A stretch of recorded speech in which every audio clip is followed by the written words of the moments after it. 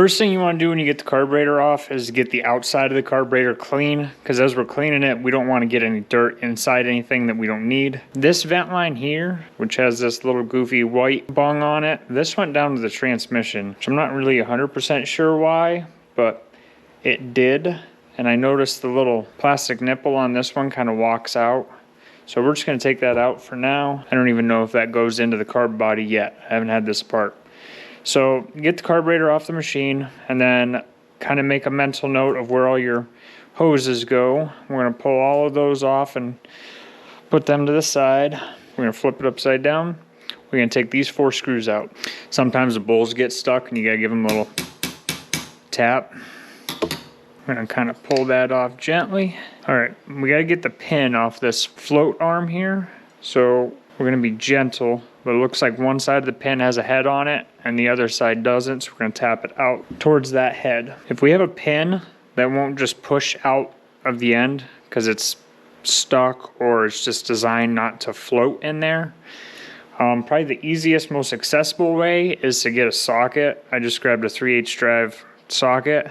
And I'm going to kind of set it here up against this post on its side though.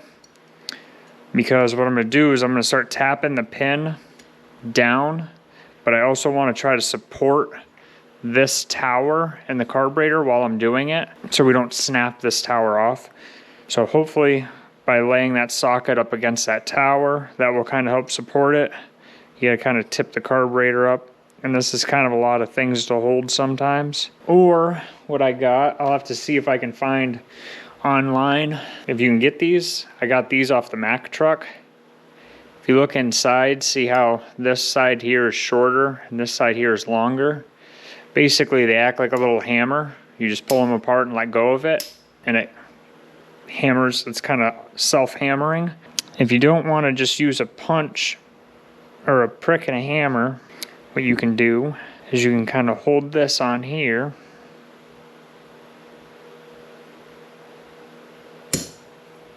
lightly and that'll pop out. These things work really good for these float pins. So I got that out. I'm going to pull this float arm out and the needle. So we've got the seat in here that unscrews. We're going to unscrew that because it's going to be easier to clean. And then there's the main jet here and the emulsion tube down underneath it. We've got the pilot jet up here in the front.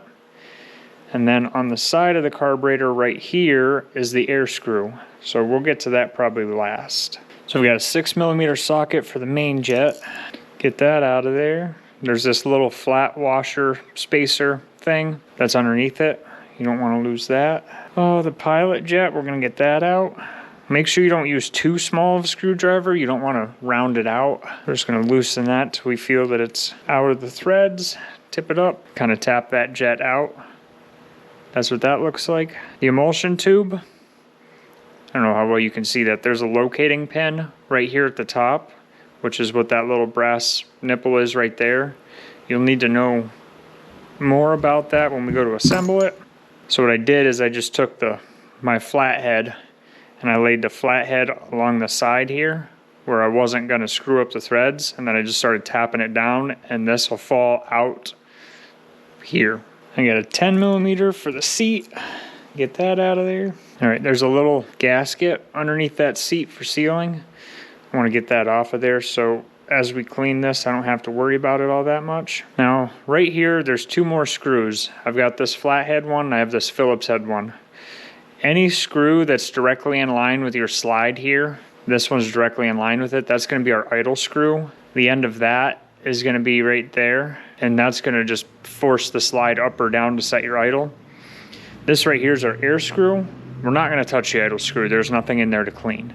So right here's our air screw. We want to count how many turns out it is by counting how many more turns in until it bottoms out. So I'm going to go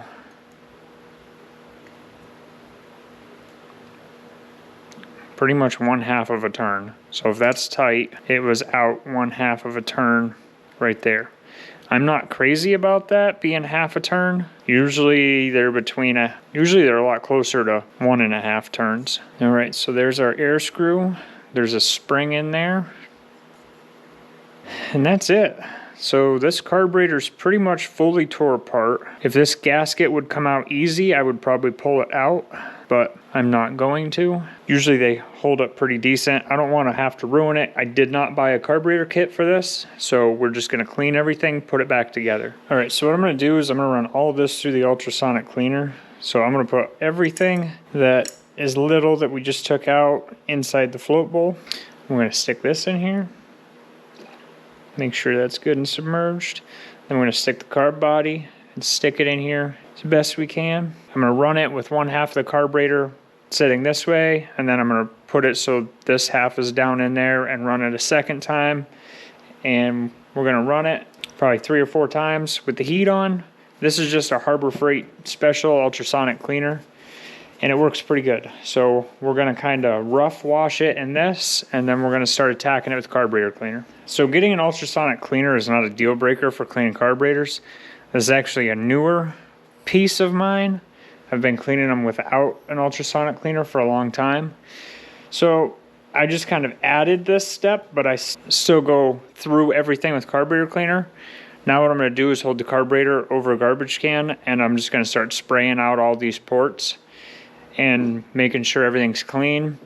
And then what I'm going to do is I'm going to take an air gun, compressed air, and blow through everything that I just blew through with carburetor cleaner, and that will pretty much guarantee that everything's going to be good and cleaned out. And then we're going to start working on getting the jets cleaned up. All right, so I've got the carb body all clean. Everything's blown out with carburetor cleaner, then everything's blown out with compressed air. Going back to the vent hose over here, this little plastic guy that went in there, that does not go anywhere. This just has a little slit in the end of it, and all it does is let air breathe through.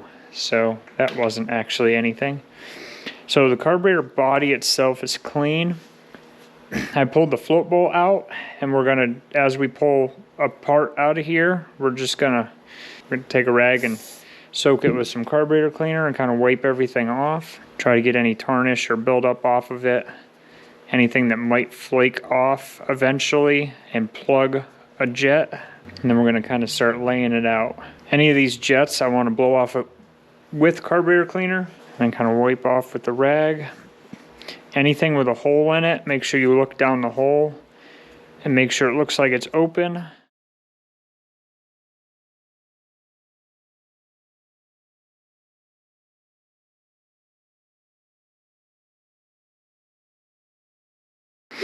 Alright, so now we're on the float bowl. So this has little tiny plastic caps on top of these stems that the floats ride in.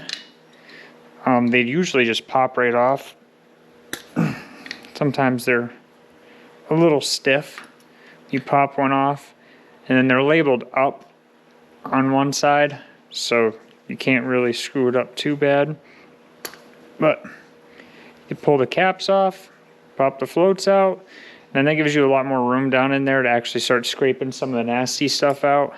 So if you've got some real bad stuff, you can take a flathead and kind of start scraping some of the crusties out of there. Alright, so that looks better. You just don't want any big boogers or anything in there that could flake off. I'm gonna rinse off or spray off the floats. So now I'm gonna put these back in here.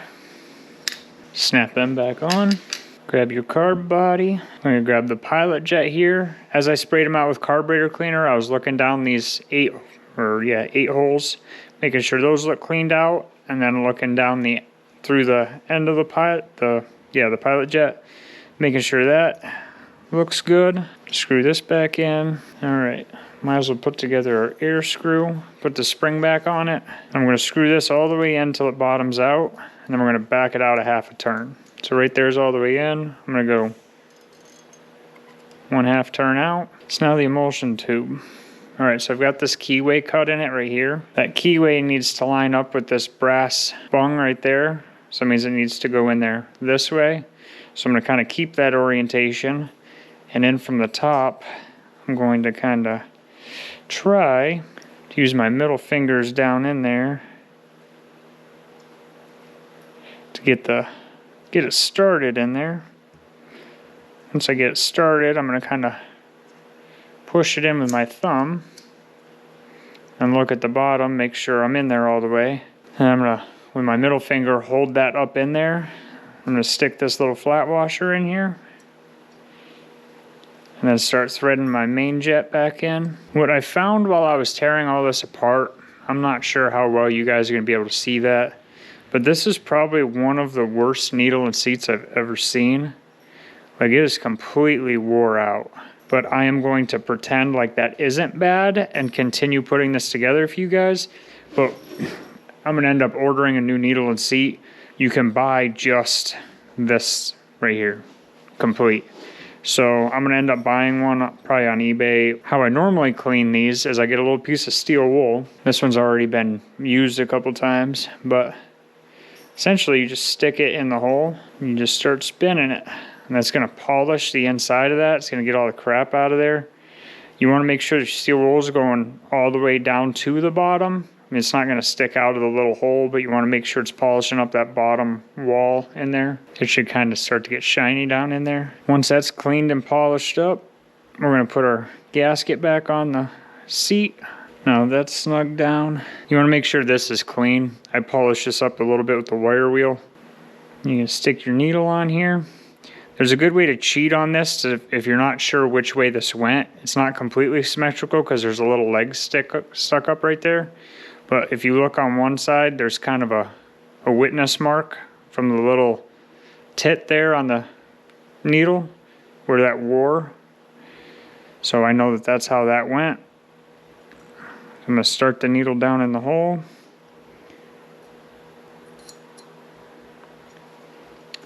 My pin started in there, and then you do want to see how there's a gap in there between the head of that and the post. I don't want that. It kind of stops right there because it's designed to be kind of tapped in so it doesn't fall out. So I'm going to go back to using this hammerless punch thing. That's in there now. We've got the pilot, the main jet, the emulsifier tube in there, air jets there. I'm going to stick the float bowl back on it. Now we're going to put our hoses back on. Now we got it back the same way we had it before we tore it apart. We're going to stick this back on the quad. So I'm going to start with putting a choke cable in here first.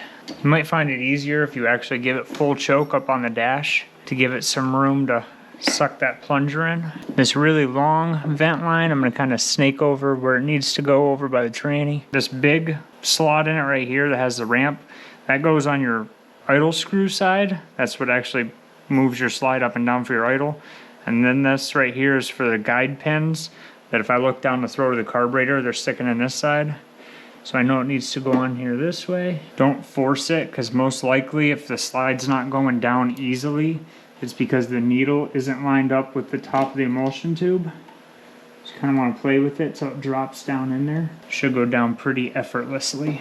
The double vent line I stuffed down this side between the transmission and the belt cover. The long one that went to the tranny goes right down there above the dipstick. This one line, I have no idea where it went. I don't remember. I tore this apart a little while ago. So it goes on that black fitting down there. I don't think it goes like here or something stupid. I don't think it will go there. But it goes somewhere like that. I just don't remember where.